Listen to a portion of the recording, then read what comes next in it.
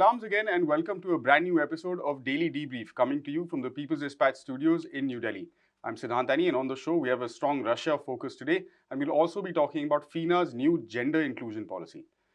First up though, Russian President Vladimir Putin will be sharing a platform with the leaders of major economies for the first time since he launched military operations into Ukraine over 100 days ago when he dials into the virtual BRICS summit being hosted by Beijing. He'll be pictured alongside China's Xi Jinping, India's Narendra Modi, Jair Bolsonaro, perhaps for the last time, from Brazil, and South African President Cyril Ramaphosa, who's facing corruption allegations back home. Abdul, good to have you back on the show.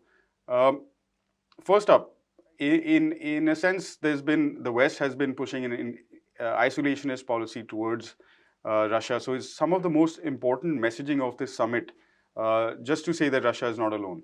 Of course, this will, as you said, this is the first time when he's meeting with the world's main leaders, you can say, because the BRICS represents 40% of the world's population. It also represents almost 20-25% of the world's GDP, 16% plus trade.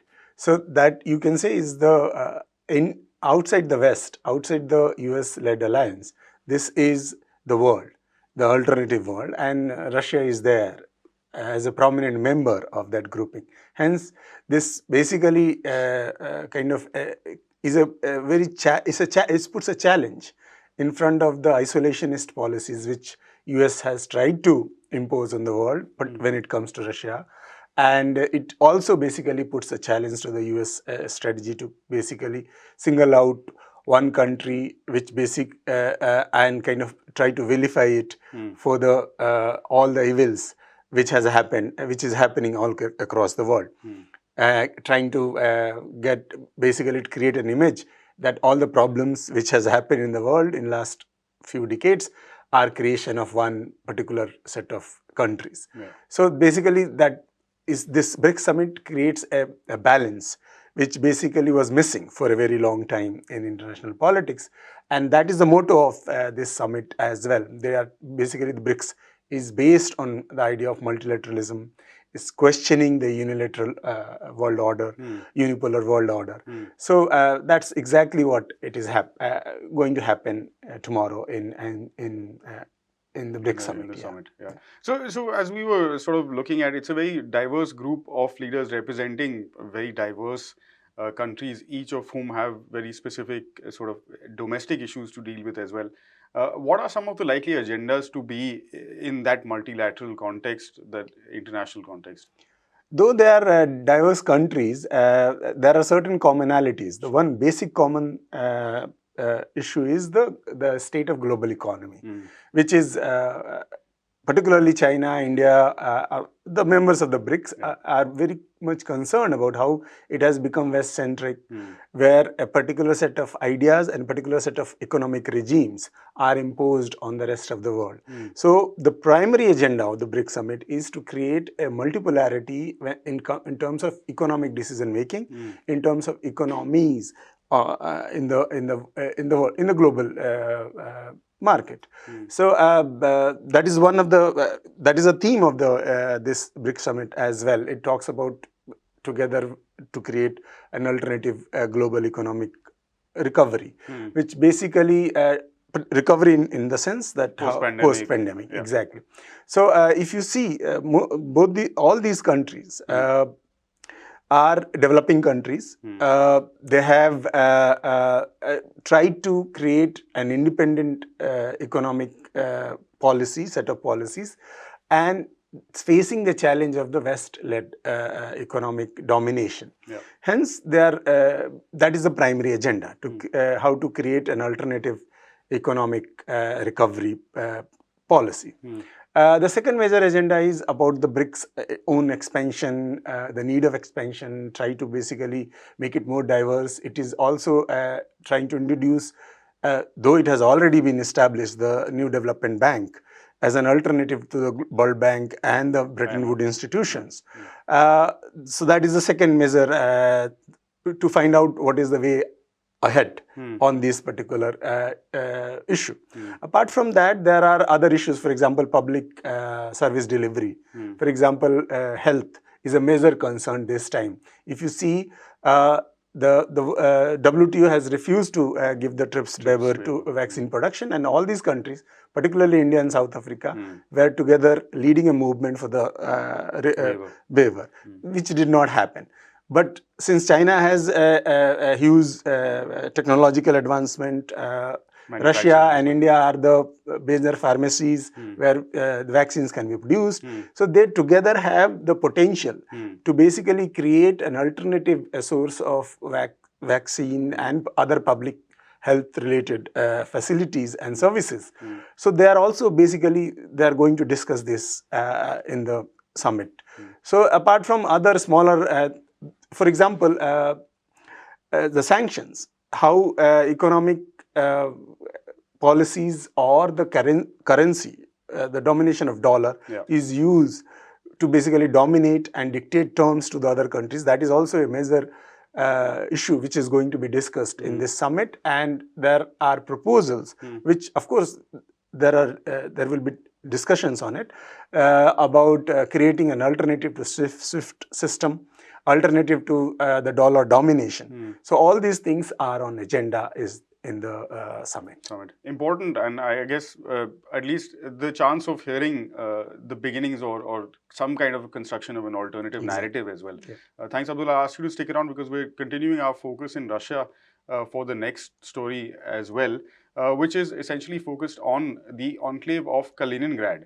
Russia has warned Lithuania of serious consequences after that country banned the rail transfer of some goods to this Russian territory. Kaliningrad, which is, of course, doesn't share land border with mainland Russia.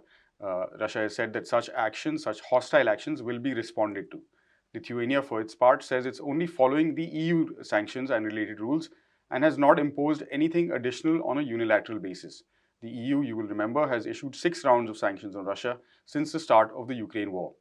A little bit of history: Kaliningrad became a Soviet territory after the Red Army defeated Nazi forces in 1945 and has remained a key strategic region. The enclave is home to about 1 million people. Like I said earlier, it has no land border with mainland Russia. It is the headquarters, though, of the Russian Baltic Fleet, the Russian Navy's Baltic Fleet, and a rich region with heavy industrialization. So as a result of all of these factors, it depends heavily on goods coming in, raw materials, spare parts, other supplies from both Russia as well as the European Union. Abdul, first the newsy bit, because there is a war currently underway in Europe. Does this have the potential to become another flashpoint in that conflict? If Lithuania and European Union continue to pursue the policy they are pursuing at this moment, there are experts and there are Russian foreign minister and other people have warned that this can be a reason for war. Given the fact that 1 million of Russians live in that enclave, and it is a violation of international law where an integral part of a particular country cannot be blockaded by other country, that will be an act of war. So legally, yes, there is a possibility of, Russia has warned also that this can lead to, if they don't withdraw this particular blockade. So in that context, I mean, can you also explain the geographical location, because it's sort of sandwiched in between EU borders, away from Russia, therefore, and what specific challenges does that present in resolving this little crisis that has emerged? Though we say that there are theoretical assumptions, that theory that this is a violation of Russian sovereignty, there are other, Lithuania, for example, has given its own version of it, which says that it is just implementing the sanctions imposed by European Union. Lithuania is a member of European Union and has a history of hostile relationship with Russia since 1991. So that is one part of it. Apart from that, Russia is claiming that there was an agreement signed in 2002 which basically exempts all these kind of blockades and all hurdles created by a third country, inflow of people and goods and other essential things to its enclave. So that basically these are the two counterclaims. But European Union is sticking, as you were mentioning, that since they have imposed sanctions, this is legal to do what they are doing, what Lithuania is doing. But Russia is saying it is not legal primarily because it violates its sovereignty. It violates the 2002 treaty, and so on and so forth. Russia will not be able to take it lightly, even if it wants to, despite the fact that the Lithuania is a NATO member, and starting a war against it would mean that starting a war against NATO. And it will not be restricted or limited in whatever way, though it is a proxy war going on in Ukraine. It will not be, even in real terms, will not be limited to between two countries. It will become, it could become a global conflict. So yes, theoretically there is a possibility that it can lead to armed conflict. But given the fact that Lithuania is a member of NATO and it's also a member of European Union, it will be difficult for Russia to pursue it the way it has been able to pursue its policies towards Ukraine at this moment. So that crucial fact basically will determine Russia's moves in the region. Having said all that, this does not mean that Russia is in no position to basically intervene. Russia, as we have seen how sanctions did not prevent Russia from kind of gaining economic advantages vis-a-vis European Union and the West, the similar thing can happen to Lithuania also, because it has a crucial deal with Russia when it comes to supply of essential commodities. Russia has an enclave in the basically there are ports in the northern part of Russia which are open into the Baltic Sea, and it can supply to that territory. Instead of by rail. Even if it can, it does not want to, because that basically is a winter port, and during the winter it will, most of the time it will be inoperable. So I think that these complexities of the situation makes it difficult for us to predict what will happen in the next few days or weeks. But there will be an international attempt from Russia will be to pressurize Lithuania to kind of change its policy. Let's see what happens there. Perhaps likely to come up at the BRICS summit as well, with those countries maybe taking a stand on this particular aspect. I guess it's important to remember here that like these goods are essentially going from one part of Russia to another part of Russia itself. So there's no element of trade with the EU involved in any of this. It's just transfer of goods and within the territory, people within the Russian territory. All right. Thanks very much, Abdul, for that update. And finally, we're talking about swimming up next. The international swimming body, the body that governs world swimming competitions, FINA, ahead of the World Championships that are currently underway in the Hungarian capital Budapest, has effectively banned transgender women from competing in women's event. The ban came into effect on Monday, that's the 20th of June. FINA members widely adopted a new, what it's calling a gender inclusion policy on Sunday that only permits swimmers who transitioned before the age of 12 to compete in women's events.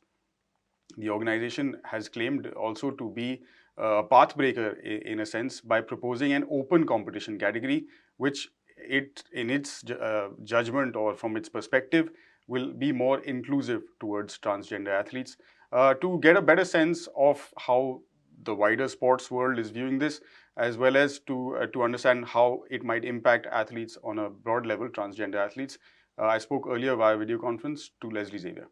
Leslie, good to have you back on Daily Debrief after what it feels like has been quite a long while. First up, how inclusive is this policy in your opinion? It's really clear that it serves the exact opposite purpose. So the entire world sporting body. I mean, let's first, I guess, talk about society in itself. So society in itself is heading into a direction where we are talking about inclusion of all groups, and the rights activities have been pretty vocal of late about that, also including sport. So now the question is, what exactly are the guidelines with which these international sporting bodies operate as far as inclusion of transgender athletes are concerned? So I would say it's an experimental touch and go period of the past 2-3 years, when more and more transgender athletes are coming into the picture, and that's when these sporting governing bodies are forced to take these decisions as to where they stand as far as inclusion policies are concerned. So it's a forced decision. It's not something that has been well thought of, well studied, and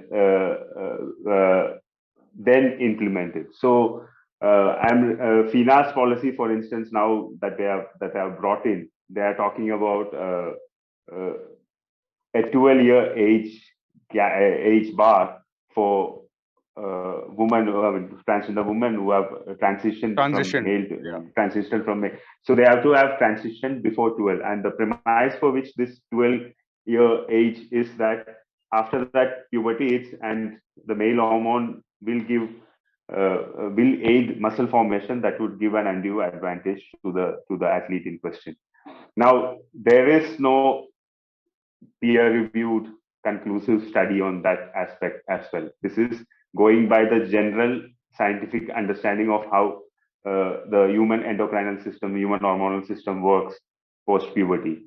But whether that aspect would translate into a huge advantage for transitioned athletes competing in women category, that needs to be studied. That needs to be studied on athletes themselves, because we know for sure that an athlete's body, an elite athlete's body, is a different mechanism altogether to a normal human being. So the study has to be based on specific actual athletes in training, in competition, and then if at all there are overwhelming conclusive evidence, scientifically speaking, to corroborate on the fact that these women do get an advantage while competing in the women's category, then yeah, go ahead with whatever the rules that you have to get. But as of now, this is clearly discriminatory. Why? Because we are again trying to pull where we have reached, pull us backwards, the sporting world backwards as far as inclusivity is concerned. And also FINA's ruling, for some reason, vehemently goes against IOC's stance in the matter. IOC is all for inclusion. I was going to bring that up next, Leslie, because the biggest event for swimming, as well as many of these multidisciplinary athletic events, is the Olympic Games, and the Olympic Charter is sort of the overall governing constitution that's supposed to, or the guiding principles that the sports bodies are supposed to follow. So, in that context, the Olympic Charter focuses on competition and participation in competition much more than winning. That's where the focus is supposed to lie. These sort of rulings put the focus clearly on, because I guess it's all based on the fact that transitioned women, transgender women athletes competing in the women's category will automatically go ahead and win all the medals. Uh, I'm assuming this is the sort of basis for this judgment or this decision making. FINA at the same time is taking the stance of being a premiering or a path-breaking sort of sports body by coming up with what this so-called gender inclusion policy. So that's the one funny part. But it doesn't just have an impact on elite athletes, does it, Leslie? Because going down the chain, inclusivity policies of sports bodies, whether it is then at the national level or even at a lower level, maybe at a collegiate or a school level, will be impacted by these sort of precedent-setting decisions at the world level. So it's going to create a societal issue altogether, right? Because that's why I started this discussion off by talking about society and how society itself is evolved into this idea of inclusion of these women. So when in India, for instance, the transgender community is one of the most marginalized communities in the various states. They are marginalized so much that they are relegated into living in quarters where nobody else is allowed, and in the fringes, and they have to make a living. Not they don't have the right to pursue a regular profession. They have to make the living begging, even on the streets, begging on the streets. So and so that's the reality that we're talking about down the pecking order, so to speak. And then when society is framing activists are framing policies for education for for trans kids, for pushing them into professions which they could traditionally not even dream of. and then sport itself, if at all that happens. And then what happens this, we know for sure that down, like you mentioned, down the district or the sub-district level or the collegiate level or the school level, they would start pointing out saying, no, you are not allowed to compete. So the trauma on the individual, on the kid is manifold. It's like they have been shown a wall. Told that there is no place for them. That's all we have on this episode of Daily Debrief from Leslie, myself, and the entire People's Dispatch team. Thanks very much for watching. For more details on all of these stories, you can, of course, as always, head to our website, peoplesdispatch.org, and give us a follow on whatever social media platform is of your choice. We'll be back same time, same place tomorrow. Until then, stay safe. Goodbye.